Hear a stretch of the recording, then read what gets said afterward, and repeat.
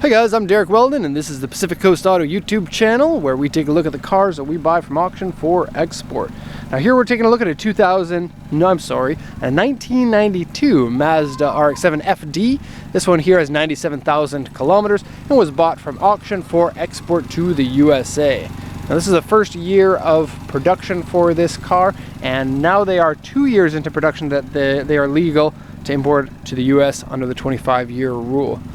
So this one has body kit on it, has been color changed to red. The original color I believe was black. It has a giant rear wing that is so big that you can't even see it out of the rear view mirror. And so that's cool. I think it suits the car really well. Okay, so in this video we're going to go over the condition of the car and compare it to the auction sheet, and then going to ship it over to the US. Okay, so first off, it's the twin rotor, twin turbo 13B engine in here. Modifications looks like it's down to a minimum. We have a different airbox here, the stock intercooler here in the middle. Nothing else looks like it has been modified. Now when the car came in, it wouldn't start, and so we had to send it to a mechanic to get it going. And when you buy cars from auctions, that's pretty rare that something like that happens, but it does happen. And it happens more often to rotary cars than your standard piston cars, just because they require a little bit more of a goodnight kiss when you put them in. And what I mean about that is you don't want to ever turn the engine off when the engine is cold. And what it does is it floods the engine, which means it puts in raw gas into the engine that shouldn't really be there in the first place. If the engine's hot, it's not a problem, but if you shut it down cold, then it will have trouble starting. And so spark plugs were replaced and a couple of other things to get it running. And now it does run. The RPMs are a little bit fluctuating, and you're getting a little bit of coughs coming out of the exhaust. And so I'll give you a little listen.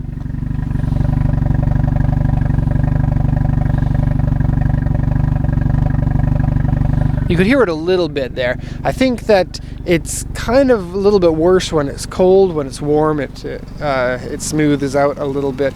Now the gauge inside the engine bay, not in the engine bay, pardon me, inside this part of the car where you sit, the gauge in there for the oil pressure shows really low oil pressure. I don't know if that gauge is bad or if the car's just running a low oil pressure. It's not a common thing for these to run low oil pressure. The oil pumps are pretty good in it, and I did check the oil level. The oil level is fine, and so my hunch is going on the gauge there, but I don't know 100%. What you're going to want is a more accurate gauge, like a real official one that actually can read things properly, because the stock ones in cars never work that well.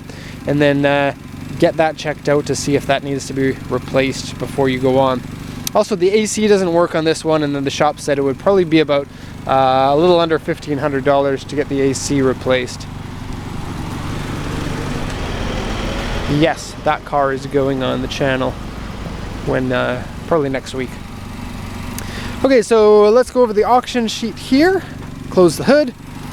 Now I did drive it, and when it was cold, I stalled.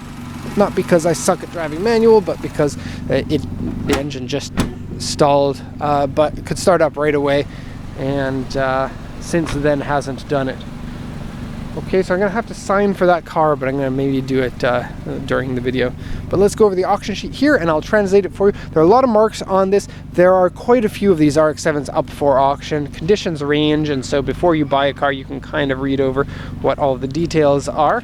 Not kind of, you do get a full translation, exactly what I'm going to read to you here. So bear with me while I read. See lots and lots of notes on here. 1992 RX-7 Type R, rotary engine, auction grade R because it's been in an accident.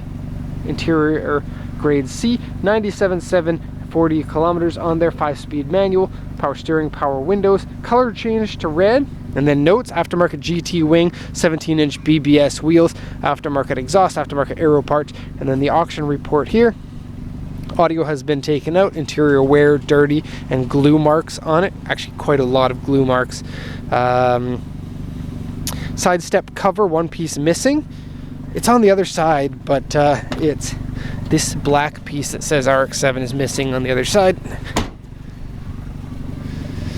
Okay, color changed car, rear seat is ripped, and so it gets brittle because of the sun damage. Right baffle, dented, left baffle, dented, front inner panel, dented. So those are accident damaged areas, and so it was in an accident to the front. You can see both front fenders have been replaced, and then repairs to the inside pieces in there to make them, I guess, as close to straight as possible. It is a little bit off here and there, and then having the aftermarket front bumper doesn't help, because aftermarket front bumpers are never as straight as original parts are. So you can see that it's a little bit pinched in here, got a little bit of a crack here, and your door gap is a little bit tight here. It's not terrible, it's not going to be super noticeable, and so it is up to you if you want to get a car that has been in an accident. Some people don't mind it, some people do. For me, it really depends on the car. Okay, so Ford WABS lamp is on. Aftermarket steering wheel and has no airbag in it. Dashboard is cracked. AC vent piece is missing. Alloy wheels, door mirrors, scratch, underside surface rust. Rear hatch damper doesn't work, but it does for me. It's just a heavy spoiler. Well, not too heavy for the size of it. It's just big, and so it does weigh it down the back. Various scratches, dents, repairs, and uneven paint unclear, and paint fade. And so the paint fade is on the hood primarily. You can see, well, you kind of can't see. Cameras kind of ruin red, the color red. It's the most difficult color for any camera to understand, and so you can't really see it that well in the video, but it's worse in real life, so just remember that. サインいりますか? すみません。今ビデオを撮ってる。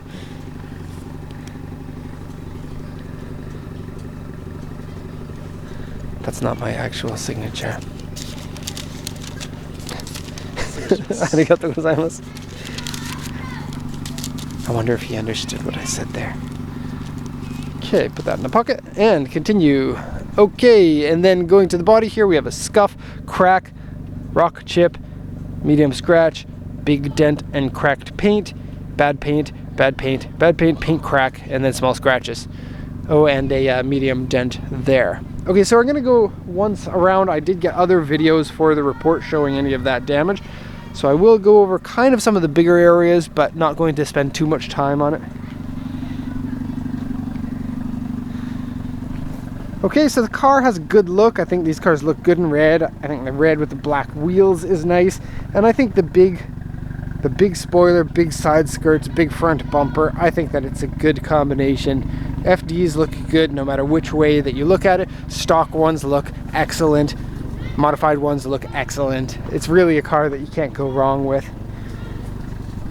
As far as handling goes, they are one of the best of the 90s. Probably Skyline and Supra get a lot of the claps, the hand claps, from people who like 90s JDM cars. This one here would probably be a very close third, and to a lot of people this would be the iconic JDM sports car of the 90s. Okay, so this front bumper is it has the fog lights from the later model version. The earlier model has kind of ugly fog lights. These ones are very aggressive and very cool looking here. And then I think this is a good looking bumper too. Lots of vents and places like that. Pop-up headlights, company rule, have to have the pop-up headlights up. Okay, wheels are 17. I think this car looks good with 17s or 18s. Let's go over to the other side here so that it's a little bit brighter. Then you can see the side skirt. Good looking side skirt there. Wheels have a bit of chipped paint in there. And then let's have a look. 17 by 8-inch wide. So 8-inch wide I think is a good width for this car. It's kind of a lightweight, high power car, and so you do want some meat on there, but you don't want to go too big because you don't really need to. A lot of people go with tires that are wider than they need them to be, and oftentimes bigger than they need them to be. Okay, looking at the back spoiler here. It's cool, I love it, and it's adjustable. You can see in here the adjustments. Lots of aluminum there, not cheaply made, and then carbon fiber pieces here to attach them on. And look at this. This is a wider piece so that the pressure isn't all concentrated on one section that's going to bend your trunk, and so that's a good thing to have. Okay, these pieces carbon fiber as well, or something that looks like it. I don't know. It looks carbon fiber though. Rear wiper has been removed, and then there's paint cracks. That's what they said in the auction sheet about the paint cracks. The U3 on the roof, take a look. They're smaller than I thought that they would be. And then there's another one over there that's about the same size. And school is out, and so we have kids snowball fighting. Where is that? Oh, here it is. So, not mild, there are paint cracks here, and there's another one of them here. And then the roof on this one, take a look, you get one constant panel from here down into the back fenders, and so there's no blend lines if you wanted to repaint or like wrap the top a different color, and so do keep that in mind. Okay, gonna open the door here. We'll go to the interior. This is a little bit weird, I've never seen that before on these FDs.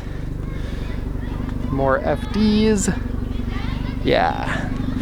Okay, so the cabin in this is usually a pretty tight place, but the seat here has been lowered a good kind of 1.5 inches, maybe 2 inches more than your standard seat in this car. There's the missing piece. Aftermarket seat here, it says D and W, which is perfect because that's my initials. Awesome. Got a rip here. And it's kind of looks like a Recaro seat. I don't know about D and W. Okay, this can be flipped up so that you can pretend to fit people into the back, but you really can't. Then as far as rips go, there's one at the seam there, another at the seam there, and then several up here that might be hard to see from this angle. Okay, steering wheel's a Nardi one, it's in pretty good condition. Power steering is a little bit lumpy, and it fluctuates the RPM a little bit more than it should, and so I would change the power steering fluid and see if that helps. Okay, dash and console in this is usually one of the areas about the FD that I don't like. It tends to be a little bit flimsy, and in this one it's missing one of the kind of plug-in places. It's like it doesn't screw in, it pops in with these little plastic nubby things, and I think one of them is broken because it's a bit loose. See? Not a bit loose, it's absolutely loose. We don't have that warning lamp on the 4W ABS, four-wheel ABS, and so that's weird. Full glue marks on the dashboard. It looks like a cover used to be on there. Okay, dashboard is driver centric. Nice shift knob, and then ripping around the e-brake because of too much drifto. And then drifto style e-brake, look at this. It doesn't click until you thumb it yourself. This is a ride-on car factory. And carbon wrap has been put onto there, and some more glue marks there and down here. Stock seat for the passenger, and it seems to be in good condition. Headliner is in good condition with one small rip at the back. Ow, I just hit my head. Okay, open the trunk, close the door. Both the door handles work, and they work well. These break pretty easily. I don't know how many I've read at the auction that say you can't open the door from the outside. Handles are broken. Okay, this time it's not staying up. It did before. I don't know how that works, but there you go. And extra holes cut for the spoiler. Not a big trunk in these, but that's fine. It's enough to fit basically everything that you need. You can see the rips in the back there, and then that folds down if you want it to. Got a strut tower brace that goes between those that's stock. Okay, and the spare tires in there, no corrosion or problems with the wheel well there. No sitting water. You can hear the RPM just started fluctuating and coughing. It is very low on gas, and one thing I wonder about cars that are low on gas is how long has it been sitting there with that bad gas in it. Good delicious gas will make cars run better, and this car could probably use a little bit of that. Okay, so that's going to be the end of the video. These videos are supposed to be 10 to 11 minutes. We got to 14 minutes on this one, so my apologies for the long video, and if you made it this far, give yourself a pat on the back. It's going to be the end of the video here. If you have any questions or comments, feel free to post them in the questions in the comments section in the comments down below. Thank you very much, everybody, and have a nice day.